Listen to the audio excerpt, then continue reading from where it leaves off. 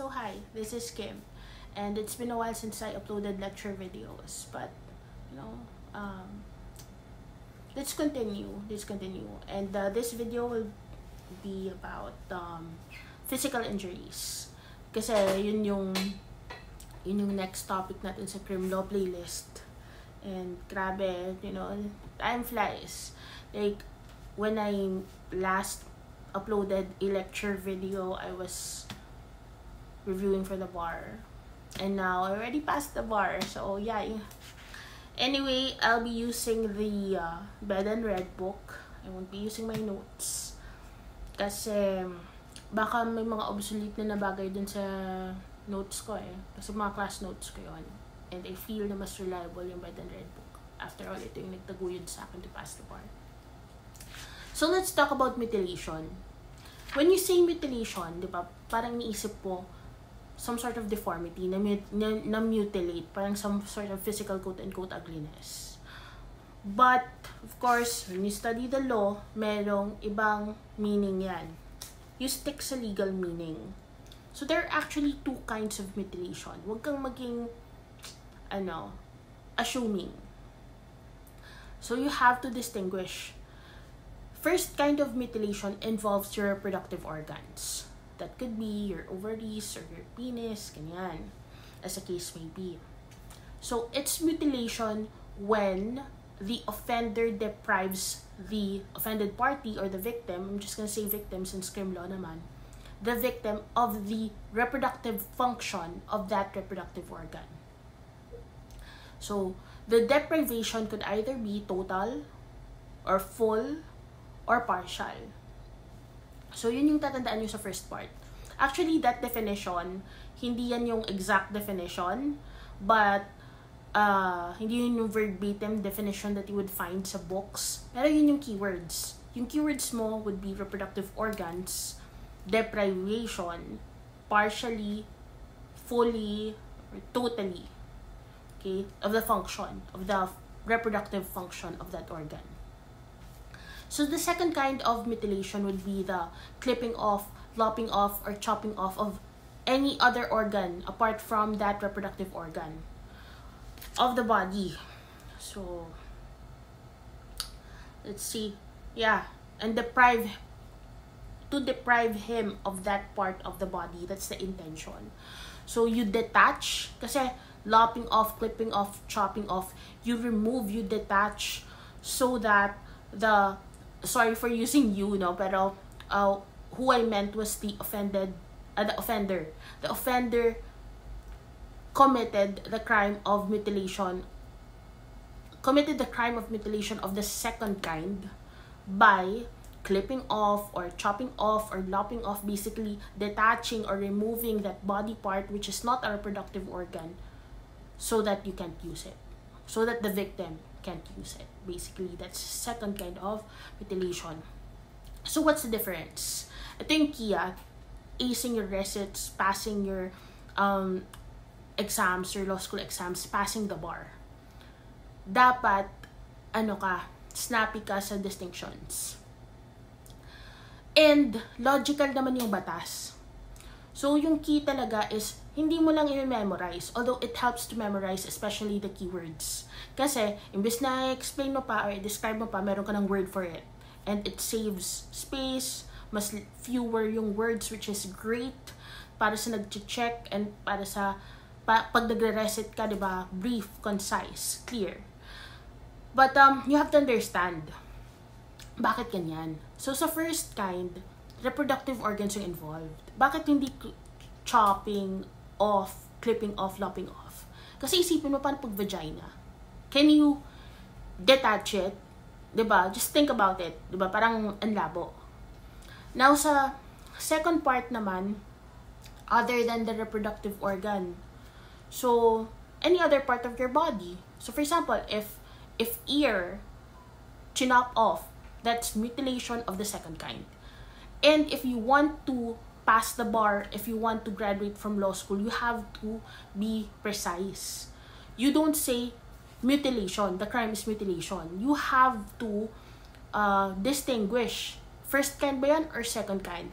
because it lets the checker know, it lets your professor know that you know the distinction, that you know that there are two kinds of mutilation.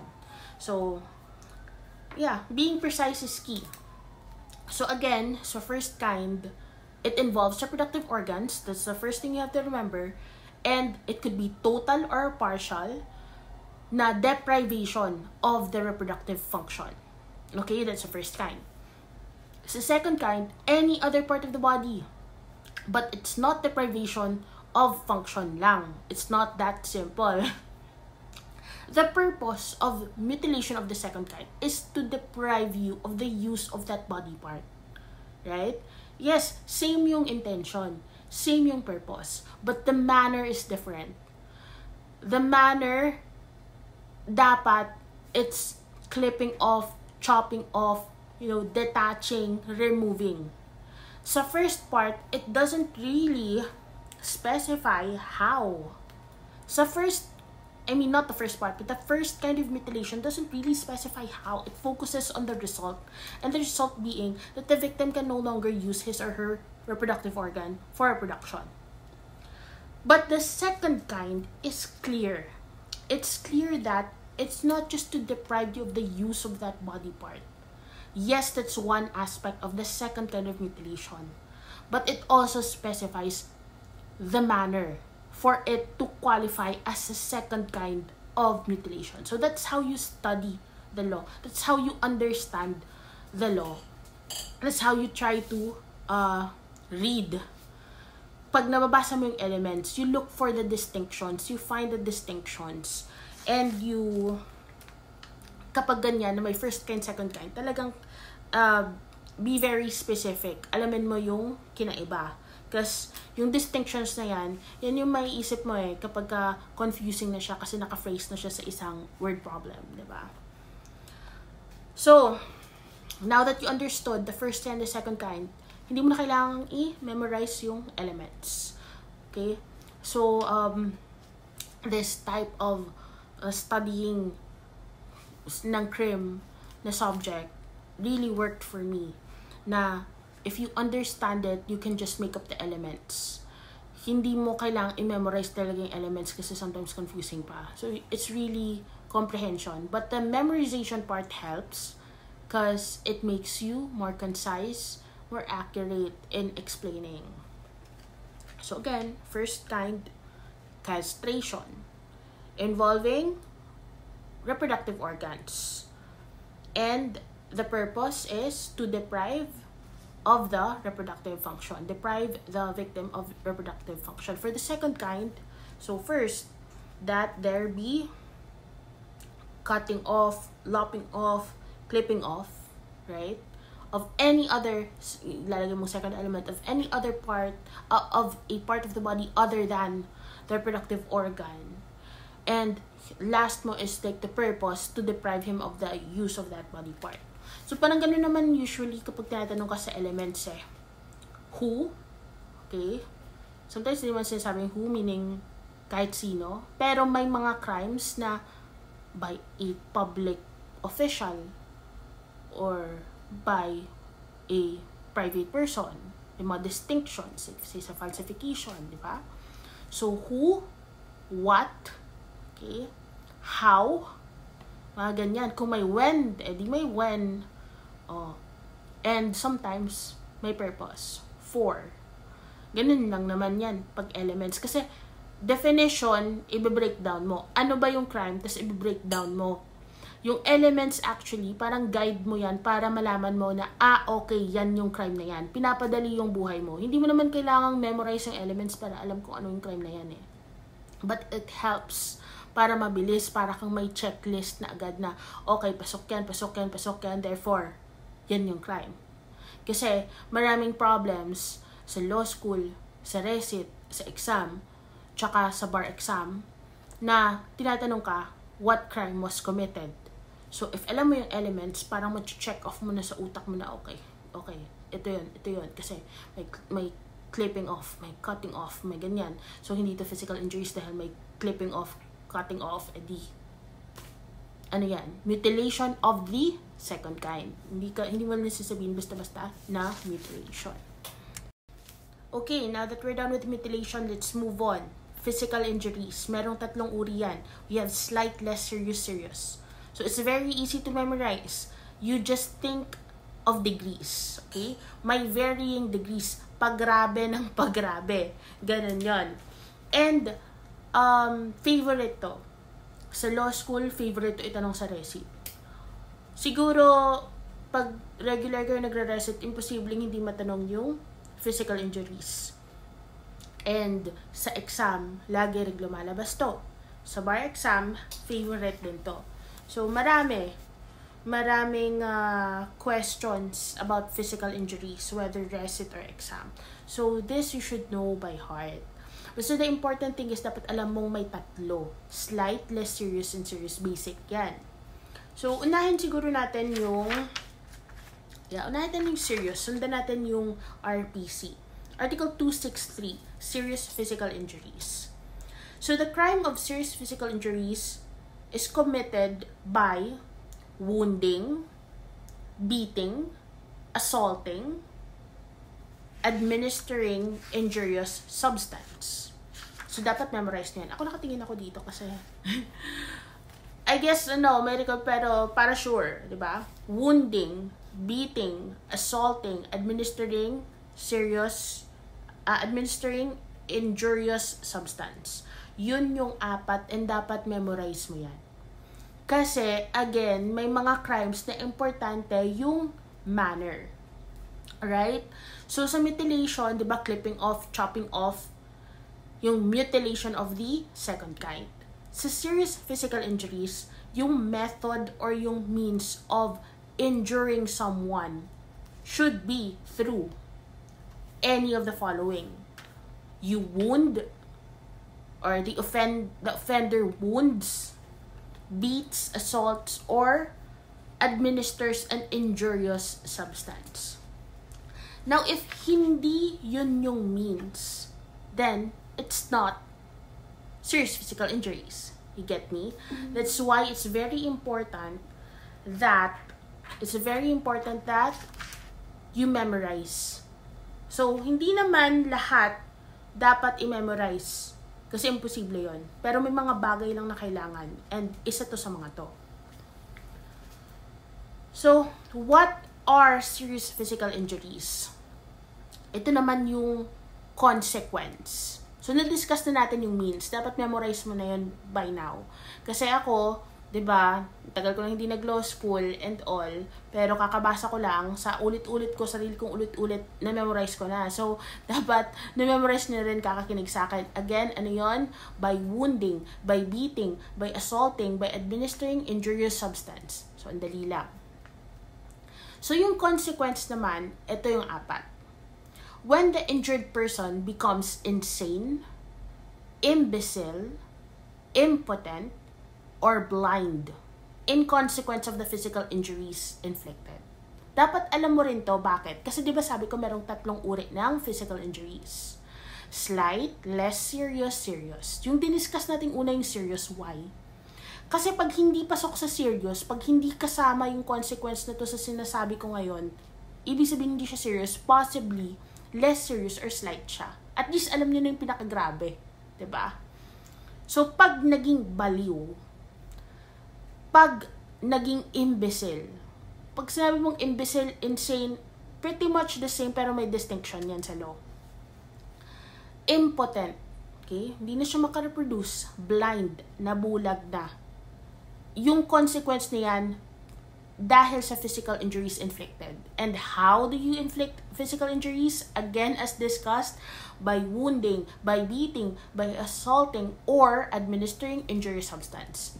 And remember, pag mag-aaral ka ng law, you have to be careful ng and or. Iba yung and, meaning lahat yan. Kung kulang isa, wala na. Or any doon. So in this case, any doon, malamang. Hindi mo kailangan kumpletuhin na nilason mo na siya, inupakan mo pa siya, diba? Hindi, tinaga mo pa siya. So either lang doon. Yun yung means and yung effect. Kapag yung effect na baliw, naging imbecile, naging impotent, nabulag, then that is serious physical injuries or serious physical injury.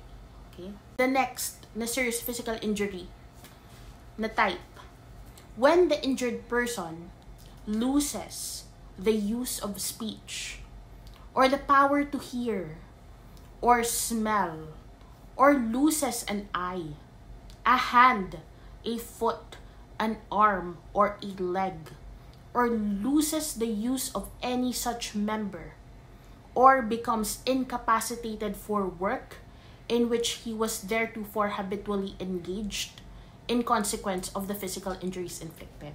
Okay. Pag mga ganito, sobrang chunky, at kailangan mo siyang i-memorize yung mga ganito, intindihin mo lang. Yung una, napaka-extreme, nabaliw, nasiraan na ng bait, naging... Pag sinabi mo kasing imbecile, parang naging bobo ka eh. Parang gano'n, nabobo na. Blind, hindi ka talaga makakita. Yun yung ibig sabihin ng blind dito. Sinasabi ko yun, for example, blind. Yung sa una yun na kind. Yung sa next, loses an eye. Ibig sabihin, probably left eye, right eye mo, you lost it. Or yung use thereof. Pero nakakita ka pa rin, so hindi ka pa rin blind. Kasi, yung isang mata mo, functioning pa. Pag sinabi mo kasing blind yung first na yun, total blindness. Yun yung ibig sabihin doon. So, dito, isipin mo yung 5 senses mo sa second. Ano yung 5 senses mo? 5 sense organs mo. Your eyes, your nose, your mouth, your ano pa, your sense of touch, diba? 5 senses mo yun. Your hearing, your ears. So, if you lose that organ because of the physical injury inflicted, again, by wounding, by beating, by assaulting, or administering or injurious substance, if you lose that, one of the 5 senses, that is serious physical injury na second type. Okay? So, ano yung 5 senses mo ulit?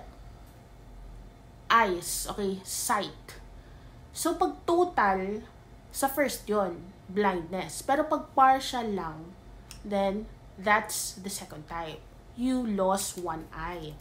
Or the function of it. Nose, okay, smell. Nawala yung pang-amoy mo as a result of the physical injury inflicted.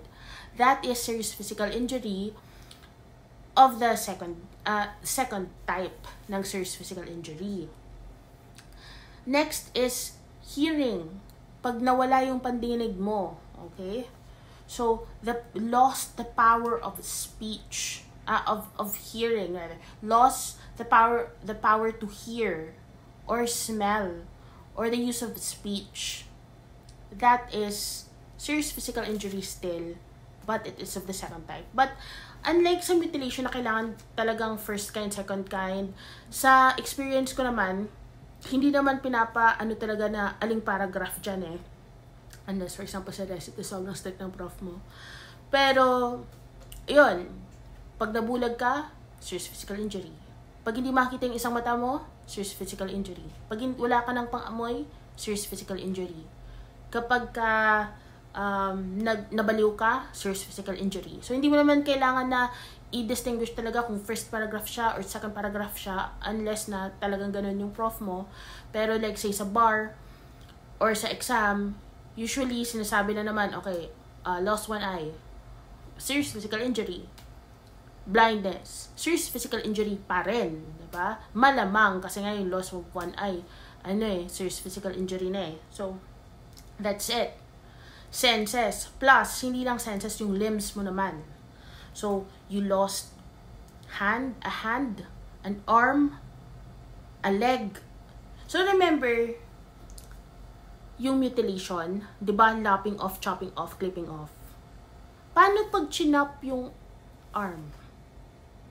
Is that mutilation or serious physical injury? Chinop ha? Easy. That's mutilation. Why? Again, ano yung manner ng serious physical injury? Paano mo i-inflict? Wounding, beating, assaulting, administering, injurious substance. Kaya importante kanina yung mutilation na alam mo yung sa mutilation of second kind, na alam mo yung means or method. Kasi depende sa means or method employed, malalaman mo kung mutilation ba siya or serious physical injury siya.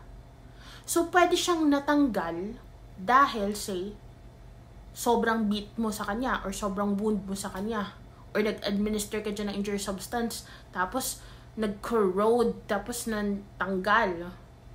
Hindi porket na-detach siya, mutilation na siya. You have to look into how it was committed by the offender. That's how you distinguish. So again, if you lose a foot, an arm, or a leg, or lose any part of your body, okay? Losing any part of your body could mean here that you lost the use of it. It's there, it's attached, but it's useless, or it's actually detached. But again, the difference in mutilation is the means of how it was removed or how it was detached, if it's the case, diba? Kasi dito, lose the use of any such member. You lose the use. Either you lose the part or you lose the use. You lose the function. So, pwedeng andyan pa rin siya, hindi na functioning.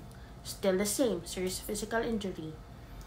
And clear kung ano yung mga nandito. Hand, foot, arm, leg, limbs. Tapos yung 5 senses mo.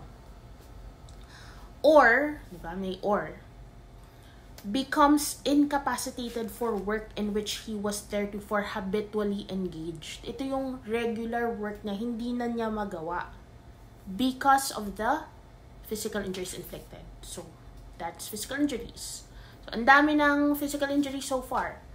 Pag nabulag, physical injury. Paano naman pag one eye lang? Serious physical injury pa rin, di ba? Paano pag napipi, hindi na makasalita? Serious physical injury. Paano pag di na makarinig? Serious physical injury. Paano pag wala ng tenga? Natanggal yung tenga?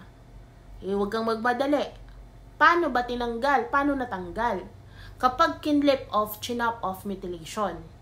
Kapag through wounding, beating, assaulting, or administering injury substance, then that's serious physical injury. So, ganun lang yan. Sa receipt, sa exam. Basta alam mo yung manner, alam mo yung consequence, alam mo yung ano yung involved. Okay? Goods ka na. So, next type of serious physical injury. When the person injured becomes deformed, or loses any other member of his body, loses the use thereof, becomes ill or incapacitated for the performance of work in which he was habitually engaged for more than 90 days. Okay, meron ng distinction, 90 days. So, that's also a serious physical injury. So, ang labas niya, kasi sa una kanina, incapacitated sa work, habitually engaged, walang sinabing date. Tapos dito naman, merong days, merong period na sinabi, more than 90 days. Ibig sabihin, 90 days and above serious physical injury. Ganun yon. Yung second paragraph yung nauna kanina, yun yung parang nagsasabing infinity. Di mo na magawa yung trabaho mo. Incapacitated ka na. Yung isa naman, yung minimum, 90 days. And importante na matandaan mong 90 days kasi yung ibang uri ng physical injury nag-aantay dyan, meron din silang periods. Okay? So, paano pag incapacitated siya sa work, less than 90 days, nagagawa pa rin niya yung trabaho niya, pero lost one eye? Paano yan? So, dun ka magbase sa lost one eye. Kasi yun yung, kailangan mo lang ng isa dun para pasok siya sa serious physical injury. Huwag kang ma-confuse. Sabihin mo, ay, 30 days lang siya, hindi makatrabaho. So, hindi siya serious physical injury. Hindi. Kasi nga lost one eye isa lang yung kailangan niya doon. Either yon, hindi kailangan and, or. Okay? So, any dyan, pwedeng maging maklasify as serious physical injury. Okay, last, when the injured person becomes ill or incapacitated for labor for more than 30 days, okay, but not more than 90 days as a result of the physical injuries inflicted, that's also considered as serious physical injury. So, kunwari, kasi sabi ko kanina 30 days Kunwari 10 days. 10 days lang siyang hindi makatrabaho, pero nawala yung pandinig niya. Anong klaseng injury yan? Serious physical injury pa rin kasi nawala yung pandinig Diba? Pag nasiraan ng bait, pero nakaka-work pa rin, hindi ko alam kung paano. Or unemployed siya, pero nasiraan ng bait, pero kompleto naman yung, ganun kasi yung ibang problems eh. Guguluhin ka. Like, especially sa resit, pag makulit yung prof mo, kompleto naman eh. Wala namang nangyari. Pero medyo nasiraan lang siya ng bait. Actually, nasiraan talaga siya ng bait. Naging insane siya. So, serious physical injuries pa rin siya. Kasi yung effect nun is a consequence of the physical injuries inflicted. Makikita nyo dyan, very important, consequence of serious physical injuries inflicted. Ngayon, pag nabaliw siya, pero not because of the physical injuries inflicted, that's not serious physical injury, that's not physical injuries at all. Kasi iba yung naging dahilan. Kailangan para maging physical injuries siya, again, importante yung manner. Wounding, beating, assaulting, or administering injurious substance. So, diba? Ang dali lang. Kailangan nilang i-memorize to. But I hope na pag binasa nyo, pag tinry nyo i-memorize, mas madali na kasi na-explain ko na. So, what are the qualifying circumstances affecting this crime?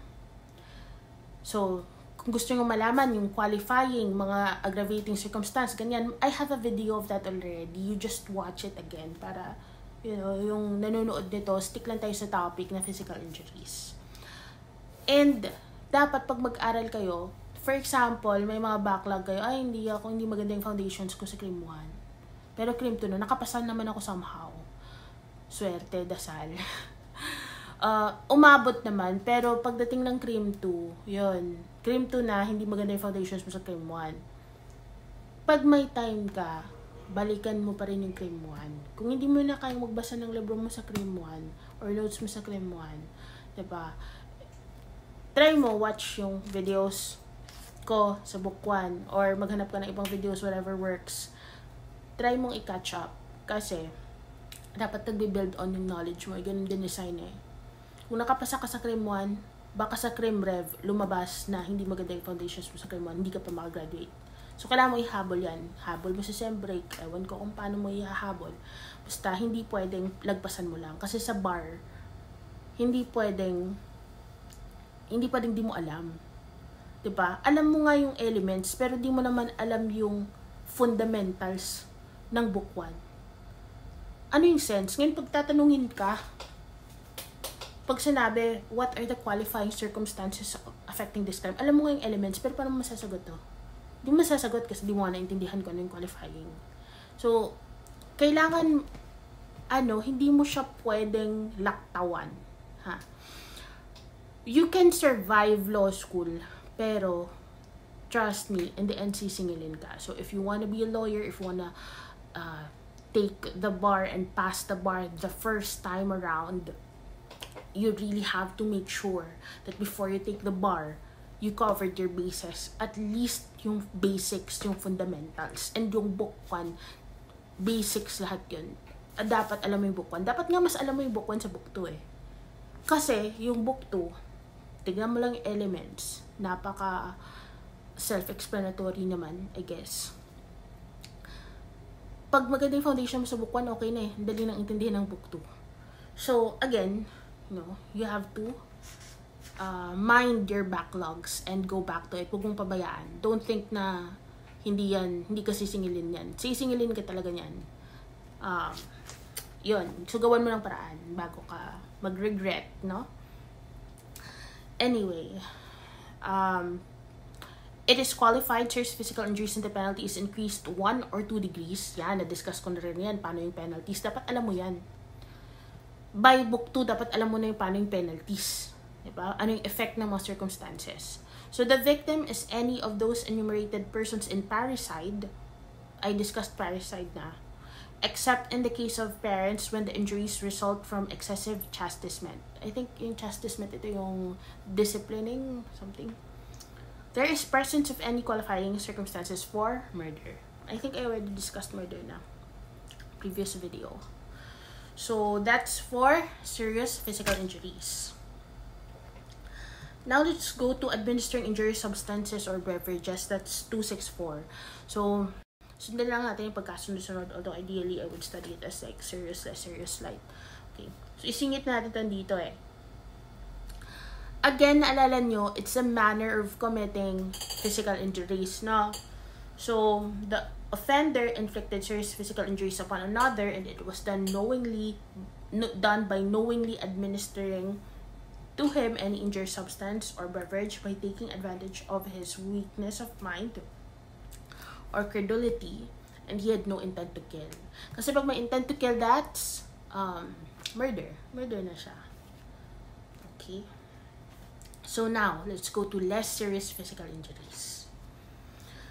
So, na-discuss na yung serious physical injuries. So, pagpasok na doon, wag ka nang okay na. Pag nakita mo, ay nabulag, serious physical injuries na agad yan. Huwag ka nang mag-isip, huwag mo nang i-entertain yung mga, mga intrusive thoughts. Na agad, serious physical injury. Pero pag hindi pasok doon, mag-isip-isip ka na. Less serious pa siya or slight. So, yun. Kaya inuna natin yung serious, which is, yun naman talaga yung pagkakasunod-sunod sa code. Offended party is incapacitated for labor for 10 days or more. 10 days or more. Paano pag 30 days? Okay. So, pag 30 days, pasok siya dito sa less serious. Bakit? Kasi yung sabi sa serious physical injuries, kung titignan mo, more than 30 days. Meaning, sobra ng 30 days, 31 days na yan. Pero pag 30 days pa lang siya, dito siya sa less serious. Bakit importante yan? Kasi mas mababa yung penalty ng less serious sa serious. So, as much as possible kung defense attorney ka, dapat, ka dyan na, hindi naman, 30 days? Kung bobo ka sa crime 2, so, 30 days, serious physical injuries na yan. Nag-give up ka na. Pero, 30 days pala, tatakutin mo na yung kliyente mo, sabihin mo, 30 days, serious physical injuries na yan. Pero dahil matalino ka sa crime 2 at nag-aral ka, 30 days, okay lang, less serious physical injuries na yan kasi hindi ka pa naman more than 30 days. Saktong 30 days pa lang naman yung naano mo sa kanya eh. Kung yung offender yung kausap mo, of course. Or kung offended party naman, more than 30 days ka nang ganyan. Serious physical injuries na yan. Diba? So, yun. Be careful sa words. Yun lang. Or shall require medical attendance for the same period of time. So, dalawan yan kasi may or. Incapacitated for labor, di ka maka-work for 10 days or more. So, that's actually 10 to 30 days. Or shall require medical attendance for the same period. 10 to 30 days din. Kasi pag more than 30 days, serious physical injuries na. Paano pag 90 days? Kasi di ba may 90 days yun? Serious physical injury pa rin. Paano pag more than 90 days? Serious physical injuries pa rin. Di ba? Kasi yun eh. Iba-ibang paragraph ng serious physical injuries. Meron doon more than 30 but less than 90. More than 90. Mga ganyan. All the same, serious physical injuries. Unless very anal yung prof mo na talagang magtatanong aling paragraph dyan ng serious physical injuries. Okay, next, the physical injuries must not be those described in the preceding articles. Wala siya dun sa serious physical injuries. So, kaya inuna yung serious physical injuries, in-enumerate na lahat. So, kung hindi pasok doon, either serious or slight. Pero hindi mo sasabihin na lahat na nang hindi pasok sa serious, less serious na agad. Porket sinabi, physical injuries must not be those described in preceding articles. Huwag kang pilosopo. Meron pang slight physical injuries. So, kung hindi siya pasok sa slight, hindi siya pasok sa serious, edi less serious. Ganun lang yun. Hindi ibig sabihin na, hindi pasok sa serious, so less serious na agad. Kasi sabi dito, physical injuries must not be those described in preceding articles eh. Huwag ganun. Okay, hindi ka papasa ng law school pag sobrang pilosopo ka. So, what is the crime if the injury required medical attendance for 2 days, yet the victim was prevented from attending his ordinary labor for 29 days. So, less serious pa din. Kasi, sabi dito, more than 10 days na hindi ka maka-work, less serious na. So, naka more than 10 days ka. Pero sabi din dito, or medical attention for the same period. Paano yan? More than 10 days ako na hindi maka-work, pero yung medical attendance ko, less than 10 days. Dun ka napasok, kasi or less serious na agad din kasi hindi ka nakatrabaho eh. Hindi kailangang dalawa. Hindi concurring yan. Okay. So, slight physical injuries and maltreatment. So, physical injuries which incapacitate the offended party for labor from 1 to 9 days. Bakit 1 to 9 days? Kasi yung more than 10 days, for 10 days or more pala. Yung 10 days or more, okay, which is actually 10 to 30 days, kasi more than 30 days, serious na, is slight. Okay, 1 to 9 days. Or less than 10 days. Diba? Para hindi ka po kang tanga na 1 to 9. Pwede mo sabihin less than 10 days. Or required medical attendance during the same period. Okay. Physical injuries which did not prevent the offended party from engaging in his habitual work. So, merong injury pero nakatrabaho ka naman. So, okay lang. So, basically, yung sinabi dito, nakatrabaho ka naman pero na-injure ka or hindi ka nakatrabaho basta hindi susobra ng, basta hindi magta 10 days. Kasi kapag 10 days, mas heavy na yung penalty. So, basta under 10 days, whether 0 days man yan or 1 day. So, actually, mas okay na sabihin mo lang less than 10 days eh. Parang ganun. Or, yun, nakatrabaho ka naman. Isa din yun. Kasi sabi mo, nakatrabaho naman ako pero half day lang. Ano ba yun? Pasok ba yun? Eh, pag winund ka, binit ka, or wounding, beating, assaulting, administering injurious substance. Kahit na yung effect nun is nag-half day ka lang, pasok pa rin. Eh, pasok nga yung nakatrabaho ka pa rin eh. How much more pa yung half day? Diba? Ganun lang yun. Huwag tayong sobrang gamitan natin ng common sense, basically. Next is ill treatment of another by deed without causing any injury. So, kahit nga walang injury eh, pwede pa rin slight physical injury eh. As long as yung manner na the offender wound, beat, assault, or administered injurious substance sa offended party, that's already physical injuries. But, slight physical injuries lang siya. So, kung nag-half day ka, sabihin, in-injure niya ako. He beat me, he assault me, pero naka-work naman ako. Ano yan? Slight physical injury pa din. Paano yan? Hindi ako naka-work ng 2 days, slight physical injury. Ng 9 days, slight physical injury. Diba? Half day lang ako sa work dahil nga, in-assault niya ako. Slight physical injury still. So, ganun lang yan. So, basta less than 10 days. Yun lang yung tandaan mo. Huwag mo na masyadong isipin yung 1 to 9 days. Doesn't matter eh. Mapa 0 days man yan or what. Slight physical injury pa rin as long as may assault, may beating, may wounding na nangyari, may administering of injured substance na nangyari. Slight physical injuries na yun. Basta pag umapak na ng 10 days na hindi ka nakatrabaho, then yun na, less serious na siya. So, yun, kapag ka more than 30 days, serious na siya. And it matters kasi yung corresponding penalty mas mabigat if mas grave. So, what are the presumptions under Article 266? In the absence of proof of the period of offended party's incapacity for labor, slight. Kasi hindi mo na-prove eh. Kailangan substantiated din ang mga medical certificate or like hospital records.